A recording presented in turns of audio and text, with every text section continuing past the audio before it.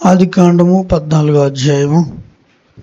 ఆదికాండం 14వ అధ్యాయము 18 నుంచి కొన్ని వచనాలు చూద్దాం.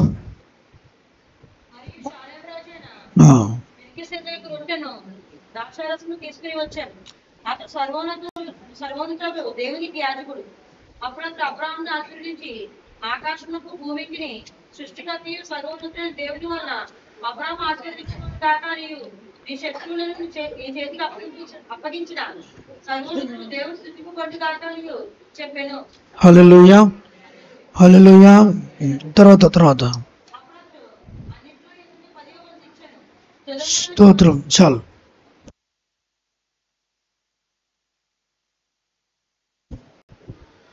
మరి ఈ సమయంలో మెల్కీసెదెకు అనేటువంటి ఈ యొక్క యాజకుని గురించి ఇక్కడ మనము చదువుతూ వస్తున్నాం. ఇది హెబ్రీయులకు రాసిన పత్రిక 7వ అధ్యాయంలో కూడా మనకు కనిపిస్తుంది. అది చదువుదాం. 7 మొదటి నుంచి చదువుదాం. మైక్ సంహారం చేసి తిరిగి వచ్చుచున్న అబ్రహామును ఎవరు కలుసుకొని అతన్ని ఆశీర్వదించిన ఎవరికి అబ్రహాము అన్నిటిలో 10వ వంతు ఇచ్చెను. ఎవరికి అబ్రహాము అన్నిటిలో 10వ వంతు ఇచ్చెను. ఆ షాలేం రాజును మహోన్నతుడగు దేవుని మహోన్నతుడైన ఈ దేవుని యాజకుడైన మెల్కీసెదెకు యాజకుడుగా ఉన్నాడు. నిరంతరము యాజకుడుగా ఉన్నాడు. హల్లెలూయా హల్లెలూయా హల్లెలూయా. కీర్తన 110వ అధ్యాయంలో మనం చదువుతాం.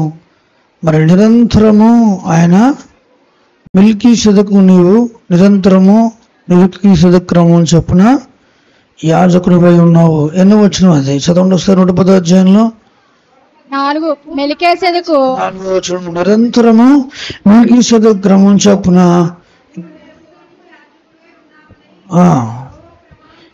యెహోవా ప్రమాణం చేసి ఉన్నాడు. అంటే ఆయన మాట తప్పనివాడు.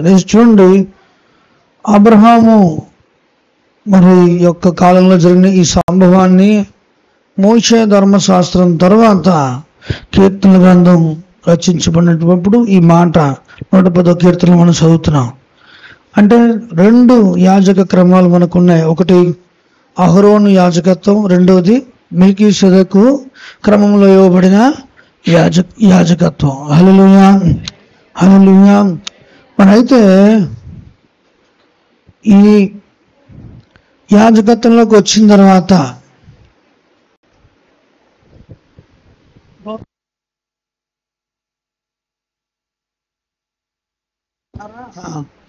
మరి అలాగే చాలా జాగ్రత్తగా ఈ మాటలు వినాలి. అలాగే మిగిలిన వాళ్ళు కూడా ఈ మాటలు చాలా జాగ్రత్తగా వినాలి. మరి దేవుడు ఏర్పాటు చేసినటువంటి ఈ యొక్క క్రమంలో నిరంతరము యాజకత్వం వహించినటువంటి ఈ యొక్క మెల్కీసెదెకు యొక్క యాజకత్వంలో మరి ఈ రాజు ఏం పట్టుకుని వచ్చాడు? రొట్టె ద్రాక్షరసం పట్టుకొచ్చాడు. మరి అక్కడ మరి చెప్పాలంటే వారు కోడెల మేకల రక్తాన్ని చేత పట్టుకుని వస్తాడు అహరోను. మరి అయితే ఇతడు మెల్కీసెదెకు క్రమంలో చూస్తే రొట్టె ద్రాక్షరసం అనగా ఆయన శరీరమే, ఆయన శరీరము, ఆయన రక్తము. మరి ఆయన శరీరము నాకు గుర్తుగా రొట్టె, ఆయన రక్తము గుర్తుగా ద్రాక్షరసము. దీన్ని అప్పొస్తలుడైన పౌలు మరి ఆధ్యాత్మిక విధానంలో ఇది ఆయన శరీరమే, ఆయన శరీరమే, ఆయన యొక్క మరి శరీరమే ఈ యొక్క రొట్టె, ఆయన రక్తమే, ఆయన యొక్క ద్రాక్షరసం అని నిర్వచిస్తూ ఉన్నాడు. దేవుని యొక్క వాక్యంలో 1 కొరింథీయులకు రాసిన పత్రిక 11వ అధ్యాయము 23వ వచనం కలిసి చదువుదాం. చూడండి. నేను మీకు అప్పగించిన దాన్ని ప్రభు వలన పొందితిని.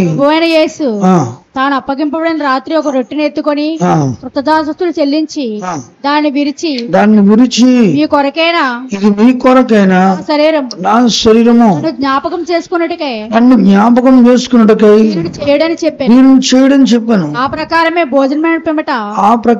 భోజనమైన పిమ్మట పాత్రను ఎత్తుకొని ఈ పాత్ర నా రక్తం వల్ల కొత్త నిబంధన, మీరు దీనిలో తాగునప్పుడల్లా నన్ను జ్ఞాపకం చేసుకున్నట్టుకే దీన్ని చేయడని చెప్పాను. మీరు ఈ రొట్టెను తిని ఈ పాత్రలను త్రాగునప్పుడల్లా ప్రభు వచ్చే వరకు ఆయన మరణము ప్రచురించరు. కాబట్టి ఎవడు అయోగ్యముగా ప్రభు యొక్క రొట్టెని తినను, ఎవడు అయోగ్యంగా ప్రభు యొక్క రొట్టెని తినను, లేక ఆయన పాత్రలను తాగును, ఆయన పాత్రలను త్రాగును, వాడు ప్రభు యొక్క శరీరమును గురించి వాడు ప్రభు యొక్క శరీరం గురించి రక్తమును గురించి అపరాధి యోగును. అంటే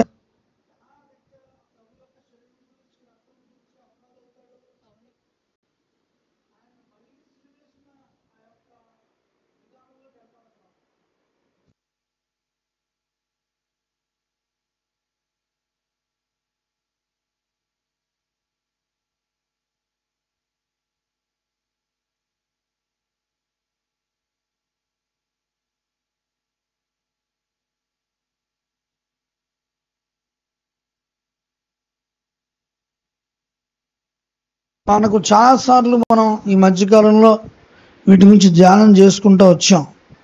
మరి వీటిలో ఒకవేళ ఏ వ్యక్తి అయినా సరే జ్వరపడితే, ఏ వ్యక్తిలోకైనా ఇవి జ్వరపడితే ఖచ్చితంగా వాటి విషయంలో మనము ఒక ప్రత్యేకమైనటువంటి ఉద్దేశాన్ని మనము తెలుసుకుని ముందుకి వెళ్ళాలి.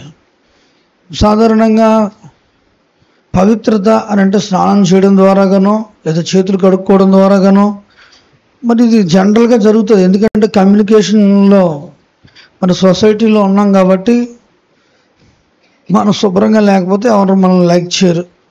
కాబట్టి ఖచ్చితంగా సచ్చినట్టు శుభ్రంగా ఉంటాం. కాబట్టి ఎవరు దగ్గర రానివ్వరు కదా. 2 రోజులు నువ్వు మొహం కడుక్కోపోతే 3 రోజులు నీ దగ్గర ఎవరు కూర్చోరు. అదే కాబట్టి నీకు ఎటు కూడా అలాంటి పరిస్థితులు మనం ఖచ్చితంగా పాటిస్తాం. శుభ్రంగా స్నానం చేయలేదనుకోండి, వాళ్ళతో కొంచెం స్నేహభావంగా ఉండలేరు. మంచి శుభ్రమైన వస్త్రాలు కట్టుకోలేదనుకోండి, వాళ్ళని ఎవరు పెద్దగా పట్టించుకోరు. ఉత్తరాన వాళ్ళ వాల్యుయేషన్ స్లోగా ఇంకా అందుని బట్టి మనకున్నా లేకపోయినా, ఓపిక లేకపోయినా హాస్పిటల్కి వెళ్తే కూడా ఏం చేస్తాం, మనం హాస్పిటల్కి వెళ్ళినప్పుడు ఫోటో కొట్టుకెళ్తారు. మంచి కొత్త డ్రెస్ వేసుకుని అంటే మీరు వెళ్తారు లేదు కానీ మా వాళ్ళు వెళ్తారు. డాక్టర్ ఎలా అంటే డాక్టర్ బాగా మాట్లాడాలట, బాగా మాట్లాడితే బాగా వైద్యం చేస్తానే ఆ రోజు ఎప్పుడు లేనిది మంచి బట్టలు వేసుకుని చక్కగా ఫోటో కొట్టుకుని చాలా బాగా 2 రకాల తెలివితేటలు ఉంటాయి దాంట్లో. అదేంటంటే ఆడు మళ్ళీ ఏ రకమైనటువంటి వేరే రోగం తీసుకెళ్లకుండా ఓ తెలివి. ఇంకోటి ఏంటంటే ఆడు అందంగా మాట్లాడటానికి అదొక కమ్యూనికేషన్ లైన్.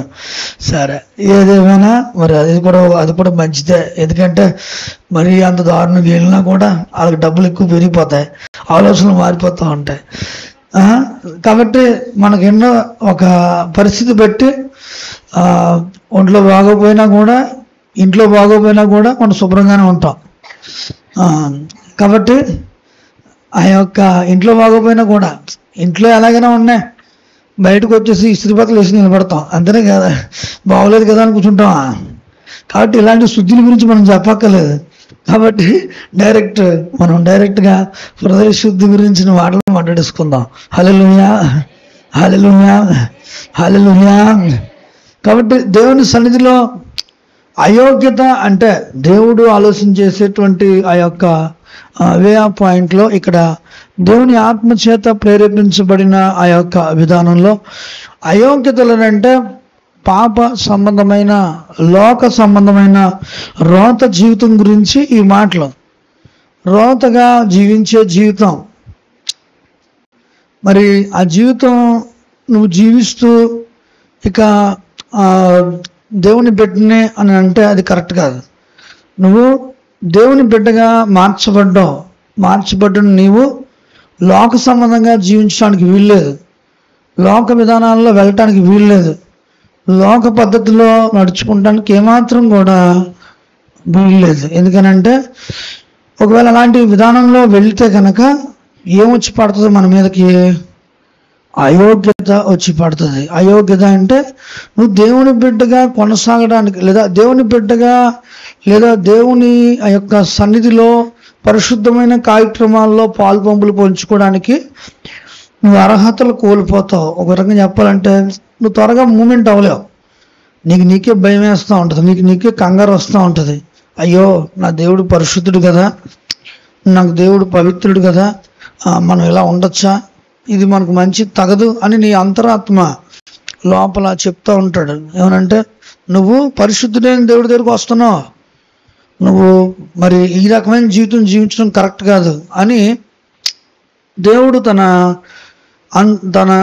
మనకు పెట్టిన మనస్సాక్షి ద్వారాగాను మన హృదయం ద్వారా దేవుడు మాట్లాడుతూ ఉంటాడు. కాబట్టి అది మంచి పద్ధతిగా చెప్పాలంటే అది ఎంత మాత్రం కూడా కరెక్ట్ అయినటువంటి విధానం కాదని ఇక్కడ వాక్యంలో చెప్పబడుతుంది. అయోగ్యంగా ప్రభు బలులు ఎవరైనా చేతులు పెట్టడం అనేది కరెక్ట్ కాదు. అలాగని అయోగ్యంగా ఉన్నాం కదా, ఈరోజు మానేత్తా అన్నాం అనుకో, అది కూడా తప్పే.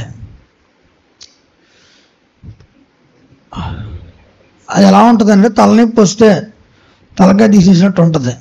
ఇప్పుడు తలపోటు వస్తే తలపోటుకు మందు వేయాలా లేక తలనరికి వేయాలా? ఇప్పుడు నువ్వు మార్రా బాబు అని అంటే నేను సన్నిధికి రాని అంటున్నావు, అది ఎంత తప్పది. మరి మారు మనసు పొందు అని అంటే అమ్మో పరిశుద్ధుడైతే పరిశుద్ధులు అయితే ఉండకూడదా, అయితే నేను ఉండలే అన్నట్టుగా అంటే అది బుద్ధిహీనత అనమాట. భక్తిహీనత బుద్ధిహీనత రెండు జంట పక్షులు రెండు కూడా. కాబట్టి నువ్వు సన్నిధికి రానంటే అది ఇంకా మరణకరమైన పాపం, అది ఇంకా పెద్దది. నువ్వు సన్నిధిలో ఉండి సన్నిధికి చెందిన వ్యక్తివై ఉండి బయటికి వెళ్ళిపోవడం అది ఇంకా బాధాకరమైన సందర్భం. ఇంకేం మిగిలింది? సరెండర్ అవడమే మిగిలింది. హల్లెలూయా. నువ్వు నీ చేతులు పైకి ఎత్తి సరెండర్ అవడమే అంతే తప్ప మళ్ళీ కోతేశాలు, అక్కడ మళ్ళీ అత్తెలితేటలు ప్రదర్శించావు అనుకో, అది మంచి పద్ధతి కాదు. ఇటు కూడా అక్కడ ఏం దారి వెనక్కి వెళ్ళడానికి లేదు, అలాగని నీ ఇష్టానుసారంగా చేయడానికి కూడా వీల్లేదు. ఒక్కటే దారి ఉంది, ఏంటంటే ప్రభువా నీవే నా సహాయం అని చేతులు ఎత్తి లొంగిపోవడం, నీ ఆయుధాలని కింద పడేసి. హల్లెలూయా. అదొకటే మిగిలింది. అంతేగాని అత్తెలితేటలు ప్రదర్శించావా? రెండు విషయాలు. ఒకటి ఏంటంటే నువ్వు అయోగ్యంగా చేయి పెట్టినా బాగోదు, అలా వెనక్కి వెళ్ళినా కూడా బాగోదు. రెండు కూడా మంచివి కాదు. ఒకటే దారి ఉంది, ఏంటంటే సరెండర్ అవడం. ఏంటది? సరెండర్ అవ్వాలి. నేను దేవుడు వాక్యం నిన్ను పట్టుకుంటుందని అంటే నువ్వేమో వాళ్ళ చేతుల పైకైతే నీ ఆయుధాలు నీ ఇష్టం, నీ సొంతం. ఆయుధాలు అంటే నీ ఇష్టం, నీ సొంతం, నీ స్వార్థం, నీకున్నటువంటి ఆ యొక్క మరి కోరికలు అన్నీ, ఆయుధాలన్నీ కింద పడేసి నువ్వు చేతులు ఎత్తి సరెండర్ అవడం ఒకటే ఉంది. అంతేగాని ఏదేదో తెలివితేటలు వాడి ఇంకెక్కువ కష్టపడడం మరి నా దృష్టిలో అది బుద్ధిహీనత అనిపించుకుంటుంది. కాబట్టి దేవుని బిడ్డలుగా ఈ ఉదయకాలం బలారథంలో చేసి వాళ్ళ విషయంలో కొన్ని మాటలు మీకు జ్ఞాపకం చేయాలని నేను ఇక్కడ ఈ మాటలు మీతో చెప్తున్నాను.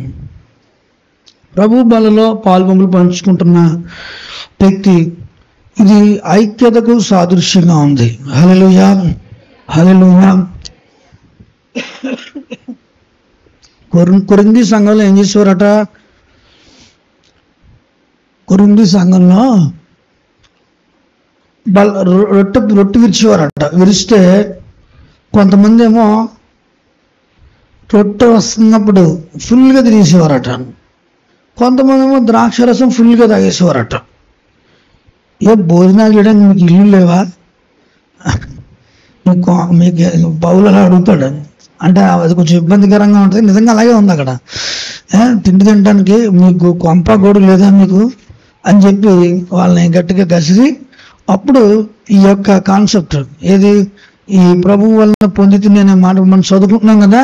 ఆ లేఖన భాగాన్ని అంతా కూడా పౌలు వాళ్ళకి బోధిస్తూ ఇలాగే ఒకడేమో ఆరంభ ప్రార్థనకు వస్తాడు, ఒకడు వాక్యానికి ముందు వస్తాడు, ఒకటి రొట్టె విరిచేటప్పుడు వస్తాడు, ఇంకొకడేమో అయిపోయిన తర్వాత వస్తాడు, నాకు ఏది అడుగుతాడు. ఇదేనా కదా మనకి ఎలా ఉంటుందంటే వాళ్ళ యొక్క పెత్తనం ఎలాంటిదేనంటే ఇది అని అప్పుడు వస్తున్నాడు. దాని అర్థం ఏంటి? దాని అర్థం ఏంటంటే గ్రహింపు లేకపోవడం, దాని గురించిన వివరణ అన్నీ చెప్తారు పక్కన నిలబడి, ఇలాంటి విషయాలు చెప్పరు. కూడా ఉన్నవాళ్ళు అన్నీ చెప్తారు, అన్నిటికీ అడ్డుపడతారు, అన్నిటికీ సరి చేస్తారు. ఇలాంటి సందర్భాలకి పోరాడరు, పైగా సపోర్ట్ చేస్తూ ఉంటారు, రాజీ పడిపోతూ ఉంటారు. అలా మనం ఎప్పుడు కూడా ఆ విధంగా చేయకూడదు. ఏ వ్యక్తినైనా మనం ప్రేమిస్తాం, ఎవరికైనా మంచి విధానంలో చేసుకొస్తూ ఉంటాం. రొట్టె విరవడం అనే దాని గురించి అపోస్తుడైన పౌలు చక్కటి వివరణాత్మకమైనటువంటి సందేశాన్ని పౌలు వివరిస్తూ వచ్చాడు. అది మనం చూస్తే దేవుని యొక్క వాక్యంలో 1 కొరింథీ 10 మొదటి నుంచి చదువుదాం. చూడండి ఒకసారి. సహోదరులారా,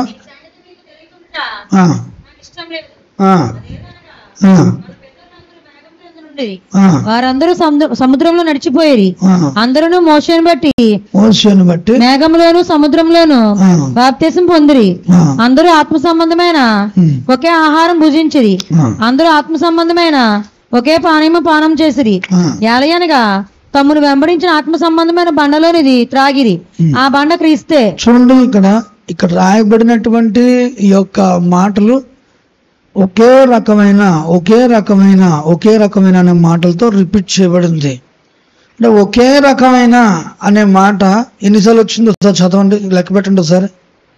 ఈ వర్షంలో 10వ అధ్యాయం మొదటి నుంచి 8 వచనాలు చదివే తెలియదు.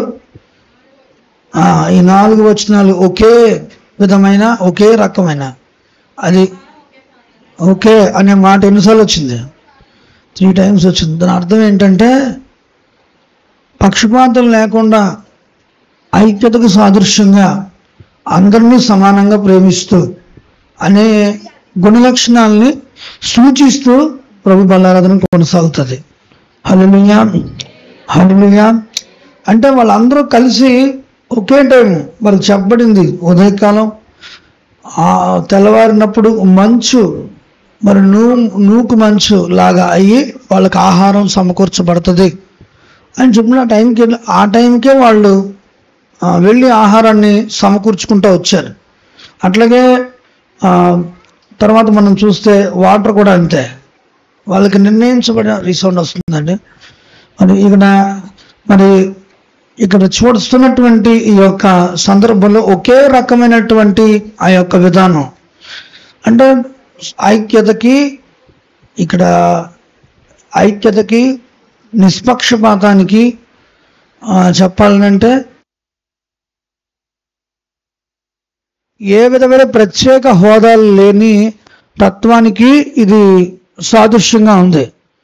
కాబట్టి దేవుని బిడ్డలుగా ఇది మనము ఆలోచన చేసుకుంటే బల్లారాధనలో మరి ఐక్యతను సూచించేది, మరి పంచుకునే స్వభావానికి మనము ఐక్యపరుచుకునే ఆ యొక్క విధానానికి సాదృశ్యంగా ఉంది. భేదాభిప్రాయాలు పనికిరాదు. అందుకే ముందుట సమాధానపడి కొన్ని చోట్ల మరింత కట్టుదిట్టంగా మరి నువ్వు చేసిన పాపాలు ఏదైనా ఉంటే ఒప్పుకోమని, సమాధానపడాల్సిన వారు ఎవరైనా ఉంటే సమాధాన పడమని కూడా చెప్తూ ఉంటారు. గల కారణం ఏంటంటే ఐక్యతకు సాదృశ్యం ఇది. ఒకే కుటుంబము, ఒకే సంఘము, ఒకే శరీరము. హల్లెలూయా. కాబట్టి దేవుని బిడ్డలుగా ఇది మనము గుర్తెరగాలి. దేవుని బిడ్డలుగా ఇది మనము గుర్తెరగాలి. అంటే దేవుని సన్నిధిలో ఒక విధంగా చెప్పాలంటే దేవుడు ఏర్పాటు చేసిన ఆ యొక్క కోణంలో మనము దీన్ని ఆలోచన చేసుకుంటే నియమము అంటే మీకు వివరణాత్మక విధానంలో చెప్పాలి కాబట్టి చెప్తున్నాను. ఇదే అర్థం తీసుకోమని కాదు, ఇది ఉపమానార్థంగా చెప్పబడింది. ఇదే అర్థం తీసుకోమని కాదు, ఉపమానార్థంగా చెప్పబడింది. నేను పౌలు ఈ బలను వివరించినప్పుడు ఇంకో బలతో పోల్చాడు, ఇంకో బలతో వివేకించి చెప్తా వచ్చాడు. అదేంటంటే దేవుని పాత్ర, ఇంకోటేంటి దేవుని పాత్ర, ఇంకో పాత్ర ఏంటి దయ్యపు పాత్ర. దేవుని బల్ల, దయ్యపు బల్ల. అంటే ఇంత పౌలు ఆ విధంగా చెప్పడం గల కారణం ఏంటంటే దాని పవిత్రతని నీకు తెలియపరచడానికి దీన్ని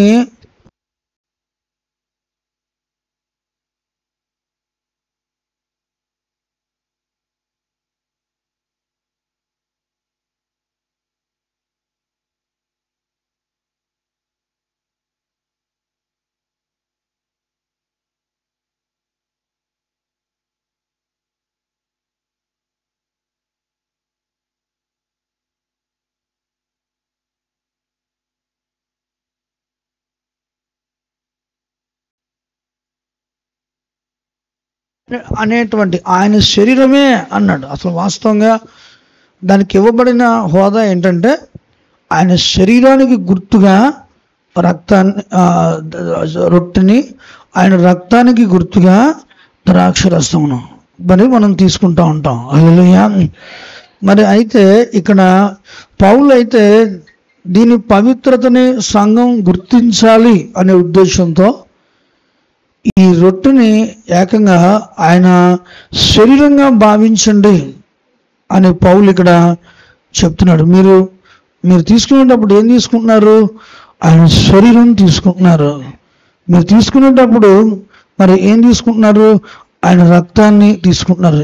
ఇలా భావించి మీరు తీసుకుంటే మీలో క్రమం ఉంటుందేమో ఒకవేళ అని పౌలు అలాంటి వర్షన్ని అక్కడ వాడటం జరిగింది. అంటే ఎందుకు ఇక్కడ ఈ మాట నేను ఇక్కడ ప్రత్యేకించి చెప్తున్నానంటే, ఎప్పుడు పడితే అప్పుడు వచ్చి ఎలా పడితే అలాగా ఒక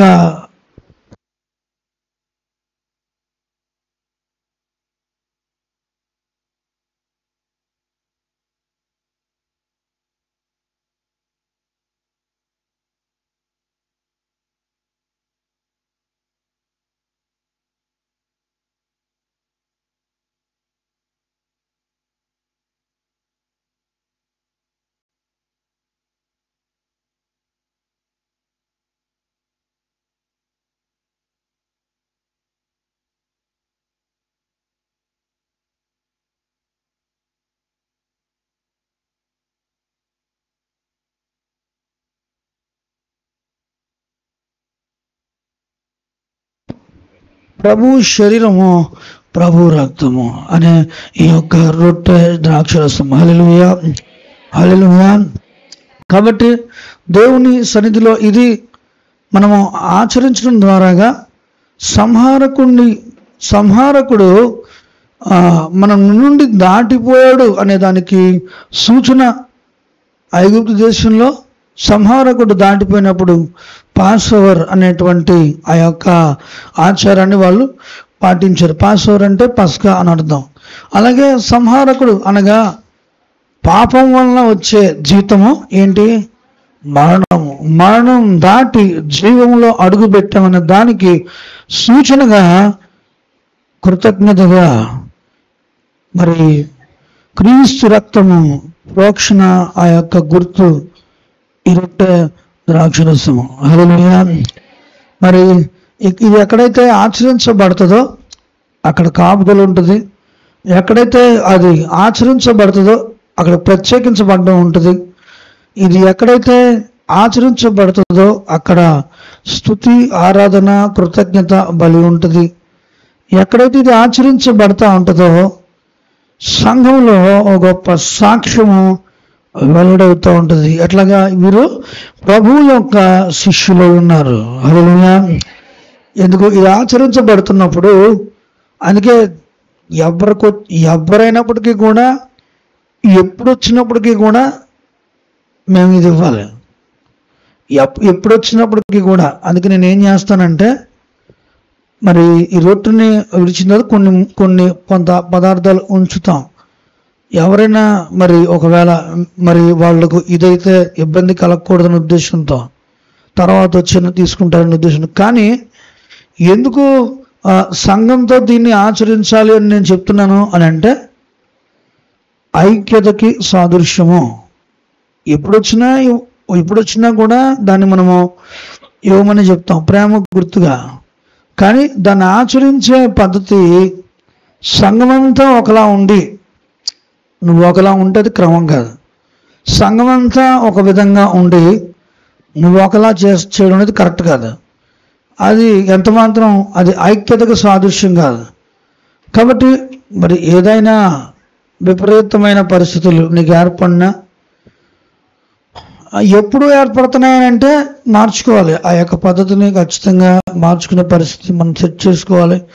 ఎప్పుడు ఒకే విధంగా ఎవరికి ఉండదు. మనం ప్రార్థన చేసుకుని సిద్ధపడాలి. దానికోసమే ప్రార్థన సిద్ధపాటుతో నువ్వు చేసుకుంటూ వస్తే ఖచ్చితంగా మంచి ఫలితాలు దాంట్లో ఉంటాయి.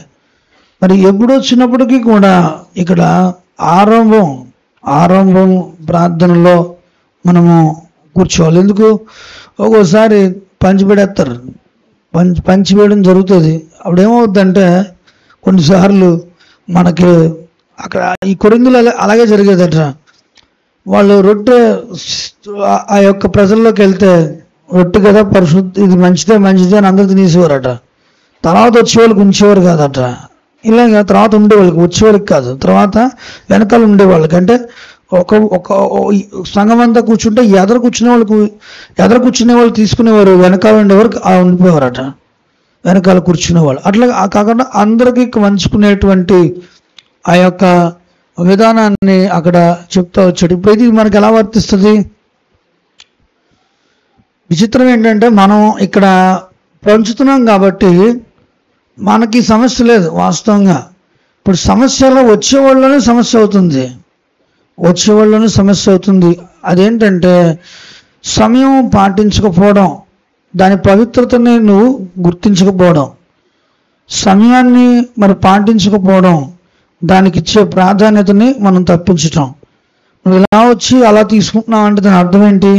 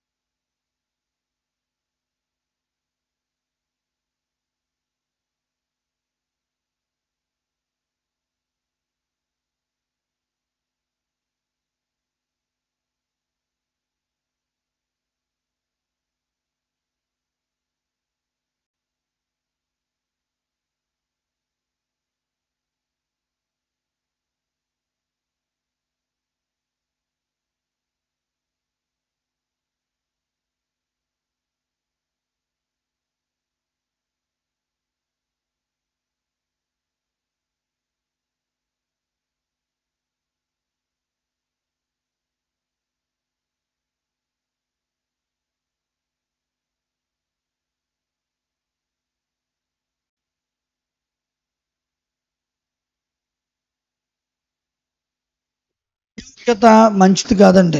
అయోగ్యంగా నువ్వు ఇండిసిప్లైన్గా చేయడం మంచిది కాదు. కాబట్టి దేవుని సందులో ఈ విషయాలు ఎక్కువగా చెప్పడానికి నాకు ఇష్టం లేదు. ఎందుకంటే మిమ్మల్ని మరింత భయపెట్టాలన్న ఉద్దేశం కాదు. మీరు జరిగే పర్యవసానాలకి భయపడుతున్నారు కానీ అది ఎందుకు జరుగుతుందనే విషయం పట్టించుకోలేని వారిగా ఉంటున్నారు. అది నాకు బాధపడుతుంది. ఈరోజు పర్యవసానాలు చెప్పామనుకోండి, దానికి భయపడతారు. ఇప్పుడు నువ్వు దాన్ని చేయకుండా ఉంటే నీకు దెబ్బలు పడవు కదా, నువ్వు కుదురు కూర్చుంటే దెబ్బలు పడవు కదా.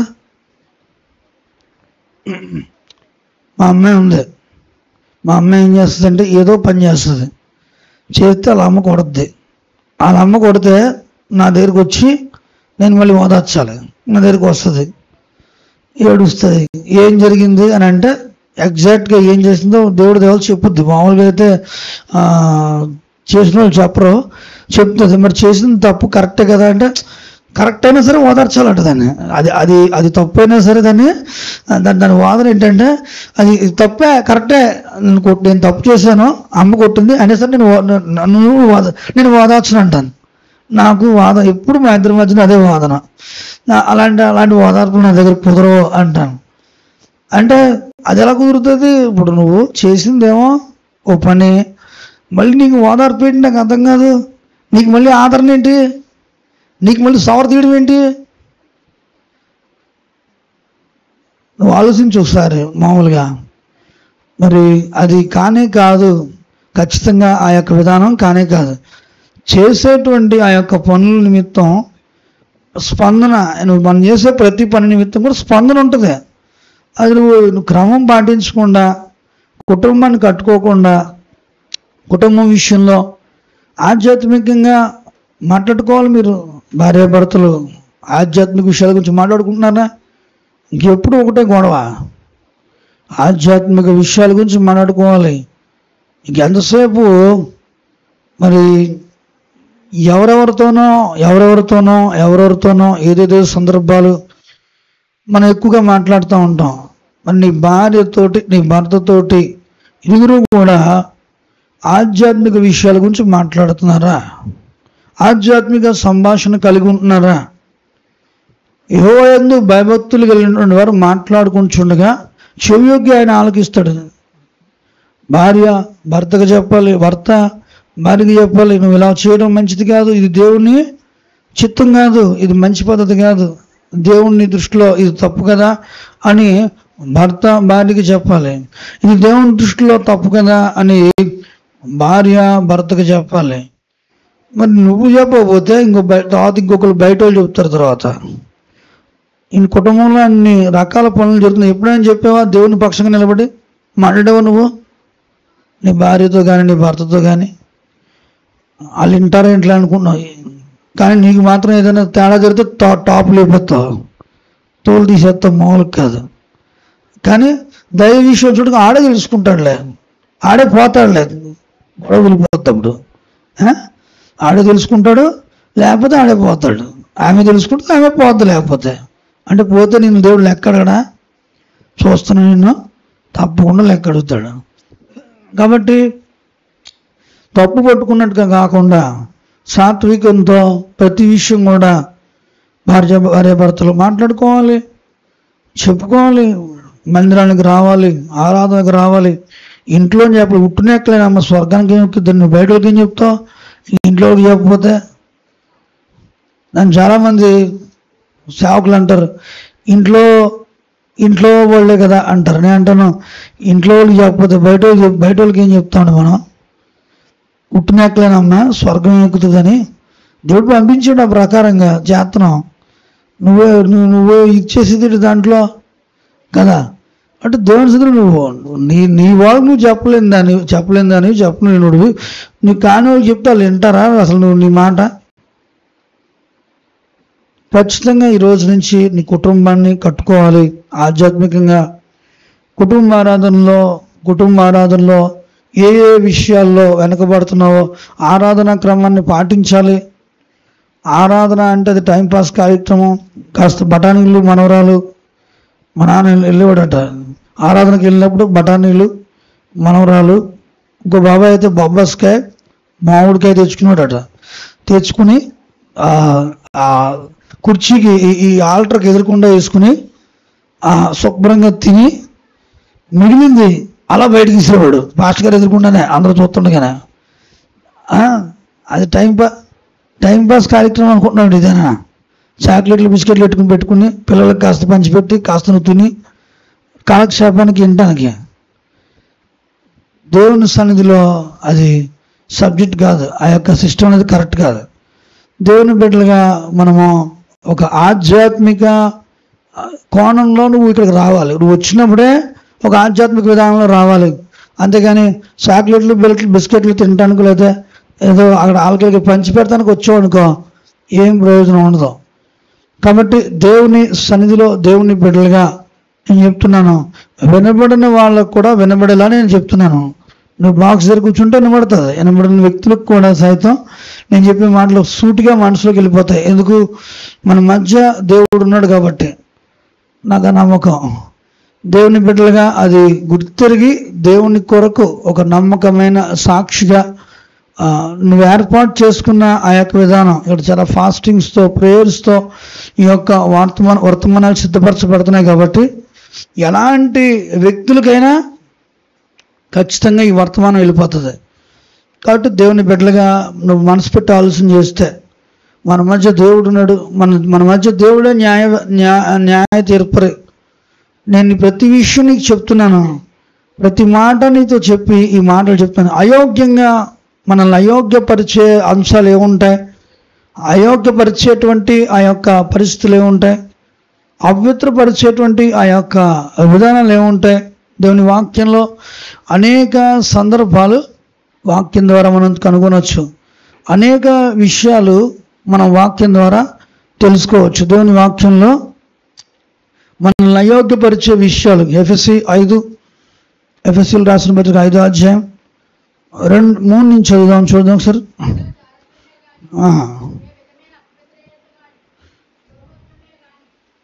పేరైనను ఎత్తకూడదు, ఇదే పరిశుద్ధులకు తగినది. కృతజ్ఞతావచనమే మీరు ఉచ్చరింపవలను గాని మీరు బూతులైనను పోకిరి మాటలైనను సరసూక్తులైనను ఉచ్చరింపకూడదు. ఇవి మీకు తగవు. వ్యభిచారైనను అపిత్రుడైనను విగ్రహారాధికుడైన లోబి అయినను క్రీస్తు యొక్కయు దేవుని యొక్కయు రాజ్యమునకు హక్కుదారుడు కాడని సంగతి మీకు నిశ్చయముగా తెలియను. వ్యర్థమైన మాటల వలన ఎవడు మిమ్మల్ని మోసపరచనీయకుడి. ఇటు క్రియల వల్ల దేవుని ఉగ్రత అవిధేయుల వారి మీదకి వచ్చును. ఇది దేవుని యొక్క వాక్యం చెప్తున్న సత్యం. మనం ఏం చేస్తుంటాం, మన సంభాషణలో కూడా అయోగ్యమైన మాటలే, సంభాషణలో కూడా అయోగ్యమైనటువంటి వర్షన్స్, ఎన్ని విషయాలు మాట్లాడేసుకుంటూ వెళ్ళిపోతూ ఉంటారు. వ్యర్థమైన ప్రతి మాటల వలన దేవుని తీర్పు అవిధేయులైనటువంటి వారి మీదకి వస్తుంది. మరి దేవుని సన్నిధిలో మోషే ఒక కాని మాట మాట్లాడితే కానాను దేశం అతను చేరలేదు కదా. మరి కాని మాట మాట్లాడిన దాని మీద కానాను పంపలేదు దేవుడు. మరి ఆ మాట వల్లనే కదా అక్కడ ఆ వ్యక్తి అక్కడ ద్రోహులారా అన్నాడు, అంతే, ఏమనలే. అంటే దేవుడు ప్రతి విషయంలోనూ కూడా ఒక స్కాన్ చేస్తున్నాడు ప్రతి ఒక్కరి వ్యక్తుల్ని కూడా. కాబట్టి అది మనము గుర్తిరిగి మన ప్రవర్తనని చాలా జాగ్రత్తగా బిహేవియర్ ఆఫ్ యాక్టిట్యూడ్ చాలా ప్రాముఖ్యమైన ఆ యొక్క సందర్భం. సాక్ష్యం అనేటువంటిది మనకి ఇక్కడ చాలా ప్రాముఖ్యమైన సందర్భం. అంటే మొన్నెప్పుడో అప్పుడెప్పుడో నేను భక్తి చేశాను అంటే కాదు, ఇప్పుడు ఎలా ఉన్నావు అనే దాని గురించే దేవుడు అడుగుతాడు.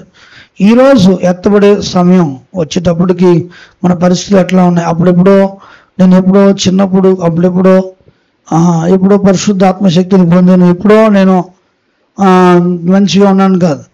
ఈరోజు ఈ టైంకి నీ పరిస్థితులు ఎట్లా ఉన్నాయో దానికి దేవుడు ఖచ్చితంగా దాని విషయంలో తీరుస్తాడు.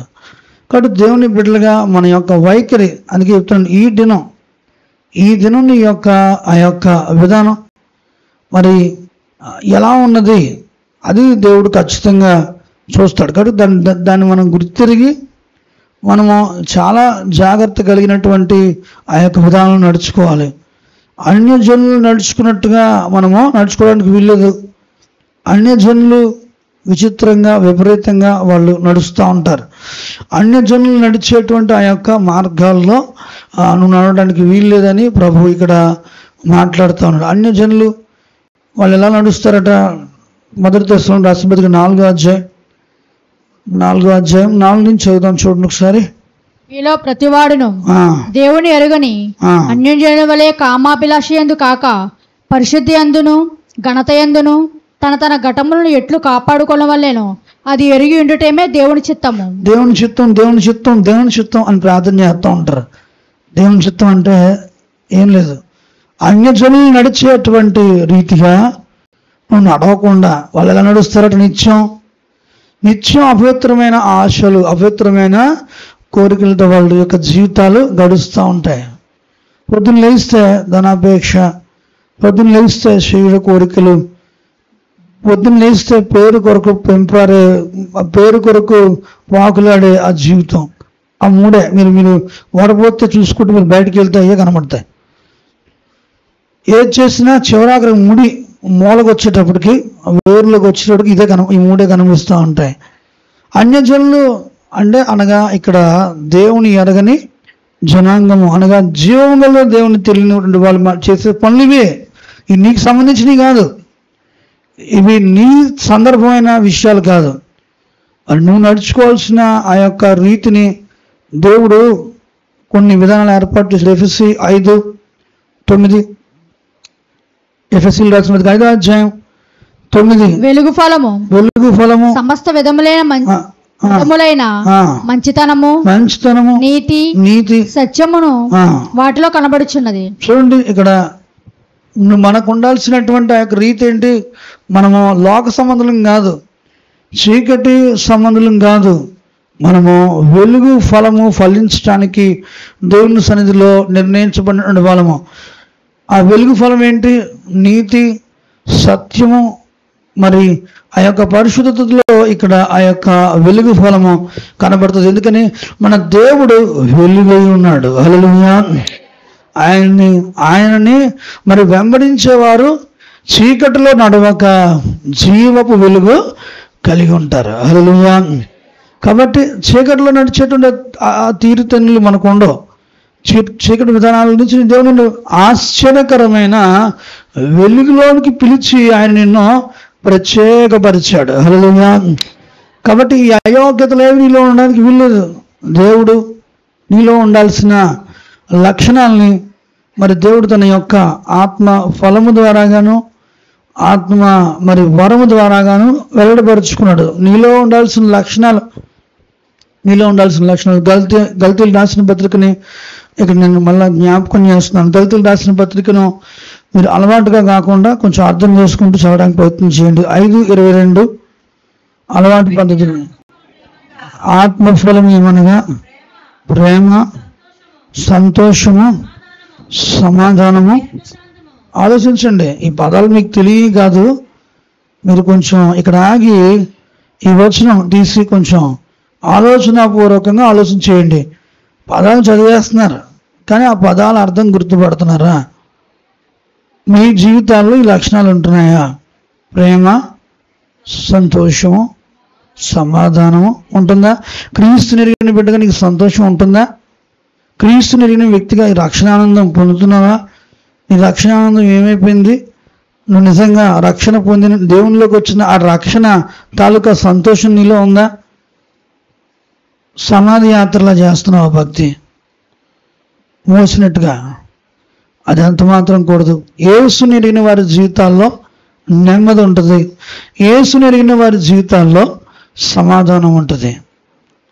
నీలో పీస్ లాస్ అయిపోయిందా? ప్రేమ, సంతోషము, సమాధానము, దీర్ఘశాంతము, దయాళుత్వము, మంచితనము, విశ్వాసము, ఇవన్నీ ఈ లక్షణాల గురించి ఆలోచించండి ఒకసారి. మీ మైండ్లో కొంచెం కాస్తంత దృష్టి పెట్టండి. వాక్యం మీద కొద్దిగా దృష్టి పెట్టి ఆలోచిస్తే ఈ పదాల యొక్క లోతు నీకు అర్థమవుతుంది. అలవాటుగా చదవడం కాదు, బైబిల్ గ్రంథాన్ని అలవాటుగా ఆచారంగా చదివితే నీకేం అర్థం కాదు. ఇందులో ఎప్పుడు వినే పదాలే కదా అనిపిస్తుంది. ఎప్పుడు వినే పదాలైతే నీకెందుకు చెప్తాను ఈరోజు నేను? ఎప్పుడు వినే పదాల విషయం అయితే నీకు ఈ మాటలు నీకు చెప్పను. ప్రభు బలలో పాలు పంపులు పంచుకుంటున్న నీ జీవితంలో ఈ యొక్క ఫలముల విషయంలో ఈ యొక్క ఫలము, ఈ గుణలక్షణాలు వృద్ధిలోకి వస్తున్నాయా లేక లేక దేవుని యొక్క వాక్యంలో గలతీ 5:19 నుంచి చదువుకుంటూ వెళ్దాం. అంటే చాలాసార్లు వినేసాం కదా, అన్ని తీరులో చదవకండి, కొంచెం ఆలోచించి చదవండి. కొంచెం మీరు ఒక్కొక్క పదంని ఒక్కొక్క గుణలక్షణం అది, కాబట్టి మీరు కొంచెం ఆలోచనాపూర్వకంగా చదివితే బాగుంటుంది. అర్థం కాని పదాలను ఉంటే కొంచెం తర్వాత మీరు నోటీస్ చేసుకోండి, డిక్షనరీలో దొరుకుతాయి అవి, మీరు నెట్ ఆన్ చేసుకుని చూసుకుంటే తర్వాత బైబిల్ డిక్షనరీలో. ఓకే, చదవండి. శరీర కార్యములు స్పష్టమై ఉన్నవి, అవేవనగా జారత్వము, అపవిత్రత, కాముకత్వము, విగ్రహారాధన, వ్యభిచారము, ద్వేషములు, కలహములు, మత్సరములు, క్రోధములు, కక్షలు, భేదములు, విమతములు, అసూయలు, మత్తతులు, అల్లరితో కూడిన ఆటపాటలు. ఇప్పుడు చెప్పండి, అయోగ్యతకు సంబంధించి విషయాలు ఇవి. యోగ్యతకు సంబంధించి ఇందాక 22 వచనం అవి. ఈ రెండు కోణాల్లో ఏ లైన్లో నువ్వు ఉన్నావు, ఏ సందర్భానికి సమీపంగా నువ్వు ఉన్నావు, కనీసం ఇక్కడ ఉన్నావు నువ్వు, లేకపోతే పూర్తిగా అవుట్ ఆఫ్ స్టేషన్లో ఉన్నావు. పూర్తిగా నీ యొక్క బండి అవుట్ ఆఫ్ స్టేషన్లో ఉంటే దానితో కొంచెం నువ్వు మేలుకోవాల్సిందిగా ప్రేమపూర్వకంగా విజ్ఞప్తి చేస్తున్నాను. హల్లెలూయా, హల్లెలూయా. యెషయా గ్రంథం 60వ అధ్యాయం, యెషయా గ్రంథం 60వ అధ్యాయం 1 నుంచి చదువుదాం. నీకు వెలుగు వచ్చి ఉన్నది, లేము,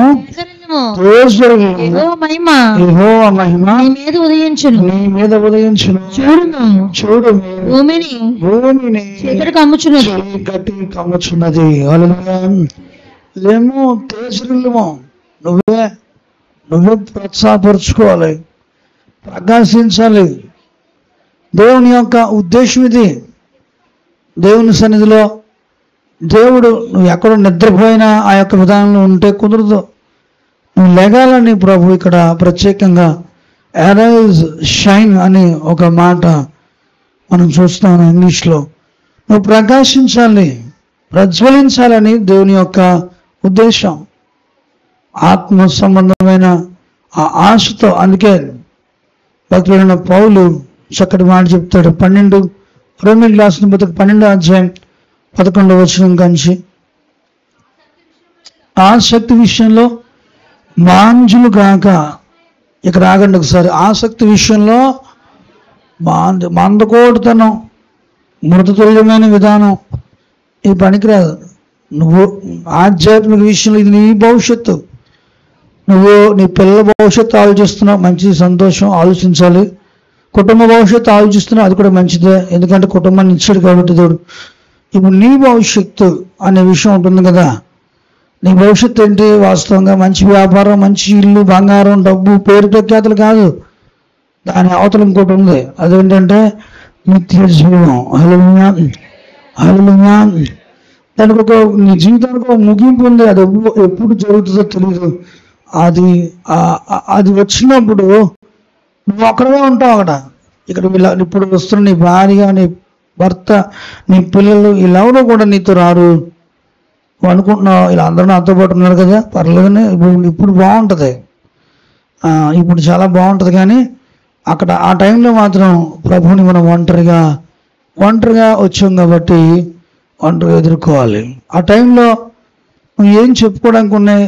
నువ్వు చేసిన పనుల గురించి హిజ్కియా భక్తుడు అంటాడు, నేను ఎట్లాగైతే నీతి న్యాయం అనుసరించి ఎట్లా నేను నడుచుకున్నానో నన్ను ఒకసారి జ్ఞాపకం చేసుకోమని హిజ్కియా ప్రార్థన చేస్తాడు. నిజంగా నీ యొక్క ముగింపు కాలం వచ్చినప్పుడు, ప్రభువా నేను ఎలా జీవించానో అని నువ్వు ఒక నిశ్చయత కలిగిన ఆ యొక్క జీవితం, నీ ముగింపు గురించి నువ్వు చక్కగా చెప్పగలగాలి. దేవుని బిడ్డలుగా ఇది దేవుడు మనకి నేర్పిస్తున్న అద్భుతమైన సత్యం. ఒక భక్తుడు వాళ్ళ అమ్మగారికి ఒంట్లో బాగోకపోతే అతడు ఆమె హాస్పిటల్లో జాయిన్ చేశాడట. ఆమె ఐసీయూలో మొత్తానికి ట్రీట్మెంట్ పొందుతూ ఉందట. మరి ఈ అబ్బాయి అక్కడ ఉంటే వాళ్ళ అమ్మ దగ్గరికి పిలిచిందట. ఏమని చెప్పిందనంటే చాలా చాలా అది చాలా నవ్వు వస్తుంది, ఆశ్చర్యం అవుతుంది ఆ మరణకరమైన పరిస్థితిలో. ఈరోజు నా యొక్క డైలీ పోర్షను యెషయా గ్రంథం. ఈ గ్రంథం నేను మొత్తం చదివేసి ఈరోజు డైలీ పోర్షన్ పూర్తి చేశాను తెలుసా నీకు అంటుందంట. ఈయన ఆశ్చర్యపోయాట. మరణ పడకలో ఉండి ఈమె అలాగా సిద్ధపాటు కలిగింది అని మరో మాట చెప్పిందట. నేను వెళ్ళిపోతున్నాను, మరి నన్ను దేవుడు తీసుకుంటున్నాడు, మరి జాగ్రత్తగా ఉండు అని వాళ్ళ కొడుకు చెప్తుందంట.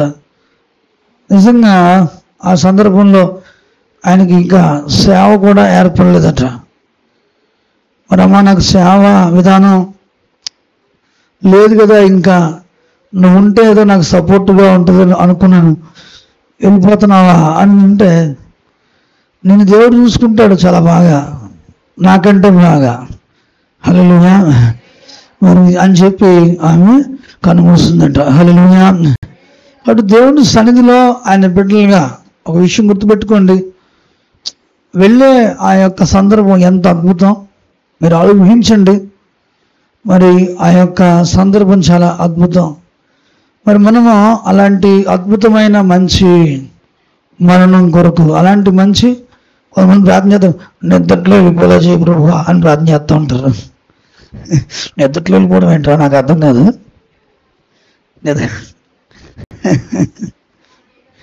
తెలియకుండా పోయేలా చేయండి ఆయన యేసునామంలో ఆమె అంటారు. అసలు ఏంటి ఆ ప్రార్థనలు ఏంటో అర్థం కాదు. వాళ్ళు మంచిదే, ఎవరిని శ్రమ పెట్టకుండా ఇబ్బంది కాకుండా వెళ్ళిపోవాలనుకుంటే మంచిదే. అవి కాదు, అలాంటి ప్రార్థనలు కాదు. ఈ భూమి మీద నేను తీసివేయబడ్డం వచ్చినప్పుడు నా ద్వారా జరగాల్సిన పనంతా పూర్తి చేయబడి విజయోత్సవంతో నీ సన్నిధికి సంతోషంగా నేను చేరాలి ప్రభు అని ప్రార్థన చేయాలి. నిద్రలో పోవాలి, ఎవరితో చేయించుకోకుండా పోవాలి కాదు. నిజమే, ఒకవేళ చేయించుకునే పరిస్థితులు రాకూడదని కోరుకుంటూ మంచిదే, తెలియకుండా వెళ్ళిపోవాలనుకోవడం కూడా మంచిదే. కానీ దేవుని సన్నిధిలో ఏవి లెక్కల్లో ఎంచుతాయా అసలు వాస్తవంగా? అవి ఏమాత్రం కూడా మనకు ఆధ్యాత్మిక జీవితానికి కానీ ఎవరి ఆధ్యాత్మిక జీవితానికి కూడా పనికిరావు. ఆమె చెప్పింది చనిపోయే రోజు కూడా డైలీ పోర్షన్ వాక్యం పూర్తి చేసిందని చెప్పిందట. ఎంత బాగుంది ఆ మాట, మీరు ఆలోచించండి సరే. ఆ భక్తి జీవితం ఎలా ఉంది? ఆ డైలీ పోర్షన్ ఆ యొక్క వాక్యం చదివేటువంటి ఆ యొక్క పని కూడా ఆ రోజు పూర్తి చేసిందట. సరిగ్గా 12 అవుతుందంట. ఆ రోజుతో వెళ్ళిపోతుంది ఆవిడ. వెళ్ళిపోతున్న ఆ సందర్భంలో ఈరోజు చదవాల్సిన అన్ని బాధ్యతలు చేసిందట. తన జీవితంలో అన్ని బాధ్యతలు చేసేసిందట. ఆ రోజు చదవాల్సిన డైలీ పోర్షన్ వాక్యం కూడా చదివాను నేను, పూర్తి చేశాను. దాన్ని దేవుడు తీసుకెళ్తున్నాడు. ఇదిగో నేను వెళ్తున్నాను. ఎంత బాగుంది, ఎంత బాధ్యతని మనకి గుర్తు చేస్తుంది ముందు తరాల వరకు. వాక్యం చదివే విషయంలో, ప్రార్థన చేసే విషయంలో సైతం కూడా ఎంత ఒక స్ప్లిట్ పాయింట్ కూడా ఆమె ఎంత చక్కగా నేర్పించింది కుమారుడికి. అది ఎంత బాగుంది రానున్న తరాలకి. అది చాలా మంచి అద్భుతమైనటువంటి ఆ యొక్క మరణం అంటే. కాబట్టి దేవుని బిడ్డలుగా నేను చెప్పేటువంటి మాట ఏంటంటే, దేవుని సన్నిధిలో పరిస్థితులు ఏమి, వాతావరణం బాగోలేదు, పరిస్థితులు ఏమీ మనకు అనుకూలంగా లేవు.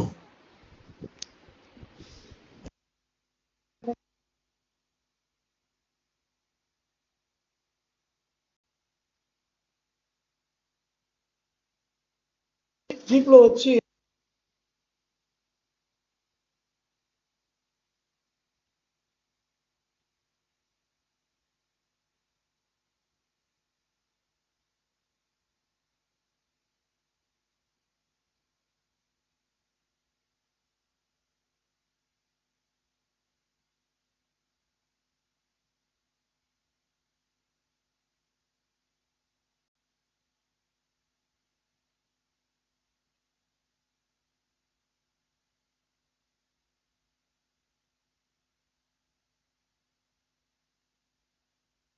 5 సంవత్సరాలు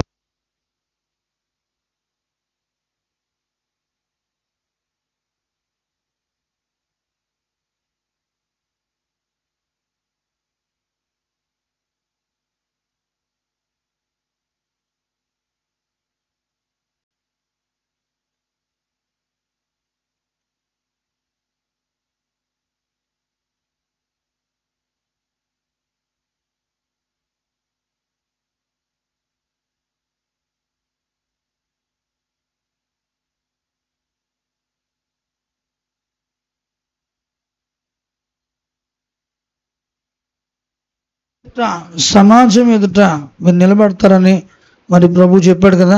ఆ మాటల వాక్యాలు ఆ సేవకుల ఎడల నెరవేరుతూ ఉన్నాయి. అది ఎంతో దుఃఖకరమైన పరిస్థితి అయినప్పటికీ కూడా ఆ కుటుంబాల ఆదరణ కొరకు, ఆ కుటుంబాలకు దేవుడు కృప చూపించి మరి ఆ సేవకుల భద్రత కొరకు, నిజంగా మాట్లాడే దేవుని సేవకుల భద్రత కొరకు ప్రార్థన చేయండి. దేవుని సంధిలో నేను ఎందుకు ఇక్కడ ఈ మాట, ఎంతోమంది ఎందుకు తెలుసా, రాజీ పడని జీవితం.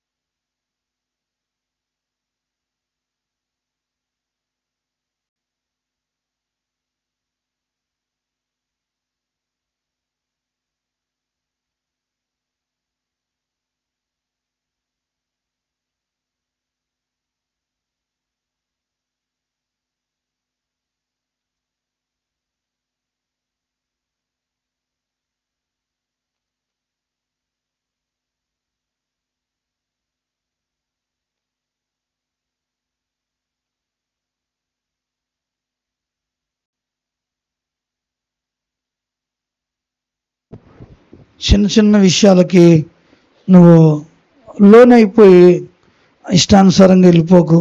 ఈరోజు ఎన్ని పరిస్థితులు గుండా సంఘం వెళ్తుందో నీకు అర్థం కావట్లే. ఈరోజు అందుకే నీకు ఈ మాట చెప్తున్నాను, దేవునిలో నమ్మకమైన సాక్షిగా నిలబడాలి. మనం ఎంతో చెప్పాలంటే నెమ్మది కలిగిన పరిస్థితులు గుండా వెళ్తున్నాం. కానీ మన చుట్టూ వాళ్ళు అలా లేరు. వాళ్ళు చాలా భయంకరమైన పరిస్థితుల్లో ఉన్నారు. చిన్న మాట కూడా మాట్లాడుకోవడానికి లేదు, చిన్న విషయం కూడా మరి మాట్లాడడానికి అవకాశం లేదు. కాబట్టి దేవుని బిడ్డలుగా ఈ ఉదయకాల సమయంలో సిద్ధపాటు కలిగిన, మరి దిద్దుబాటు కలిగిన ఒక అద్భుతమైనటువంటి మరి విధానం. నిన్న ఒక భక్తుడు అంటున్నాడు, ఆయన మాట్లాడుతూ నాకు ఇంకా ఆశ్చర్యం వేసింది. దిద్దుబాటు కలిగినటువంటి సమయంలో మనం లేవట, సిద్ధపాటు కలిగిన ఆ సమయంలో మనం ఉన్నామట. హల్లెలూయా. మనం ఉండాల్సింది దిద్దుకుంటూ ఉండకూడదట, ఇంకా సిద్ధపడి ఉండాలట. హల్లెలూయా. అంటే దిద్దుకోవడం, సర్దుకోవడం వదిలేయాలట. ఇంక మనం ఇంకెంతసేపు సరి చేసుకుంటూ కూర్చుంటాం కాదు, పరిణితి చెందిన పరిపూర్ణత విధానంలో ఉండమని అలా అర్థం. కాబట్టి దేవుని బిడ్డలుగా ఈ ఉదయకాలం అలాంటి స్టేజ్, అలాంటి పరిస్థితులు సంఘానికి దేవుడు సమృద్ధిగా దయచేయను గాక. ఆమెను ప్రార్థన చేసుకుందాం. మోకరించండి. ప్రభు బలలో చేతులు పెట్టే వేళ ప్రతి ఒక్కరు కూడా ప్రార్థనలో ఏకీభించండి.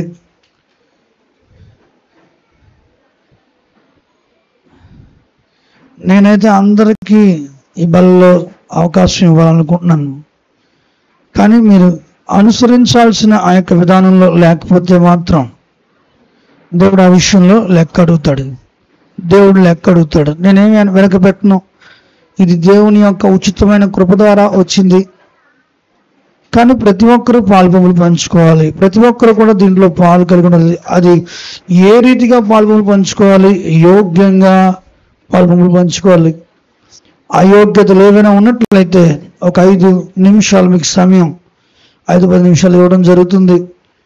దయతో మోకరించి ప్రార్థన చేసి పశ్చాత్తాపంతో